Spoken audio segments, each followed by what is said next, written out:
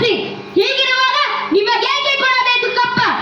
ನೀವೇನು ಕಿತ್ತೂರನ್ನು ಕಟ್ಟಿದವರೇ, ಬೆಳೆಸಿದವರೇ? ಕಿತ್ತೂರು ಸುಖ ದುಃಖದಲ್ಲಿ ಭಾಗಿಯಾದವರೇ? ನಿಮಗೇಕೆ ಕೊಡಬೇಕು ಕಪ್ಪ? ವ್ಯಾಪಾರದ ನೆಪದಲ್ಲಿ ಕಡಲಾಚೆಯಿಂದ ಬಂದ ನಿಮಗೆ ನೆಲ ನಿಲ್ಲಲು ಸ್ಥಳ ಕೊಟ್ಟವರು ನಾವು. ಕೊಟ್ಟ ತಪ್ಪಿಗೆ ಸುಂಕ ಬೇರೆ ಕೊಡಬೇಕೇನ? ಶತಶತಮಾನಗಳಿಂದ ಸ್ವತಂತ್ರವಾಗಿ ಬದುಕುತ್ತಿರುವ ಈ ಕಿತ್ತೂರು ಯಾವ ಕಾರಣಕ್ಕೂ ಕಪ್ಪವನ್ನು ಕೊಡುವುದಿಲ್ಲ. ಅಂದು ಕಪ್ಪ ಕೊಡುತ್ತೆ ಎಂದು ಒಪ್ಪಂದ ಮಾಡಿಕೊಂಡವಳು ನೀವೇ. ಇಂದು ಕಪ್ಪ ಕೊಡುವುದಿಲ್ಲ ಎಂದು ಹೇಳುವವಳು ನೀವೇ. ಇದು ಚಲಿಯಲ್ಲ, ನ್ಯಾಯವೂ ಅಲ್ಲ.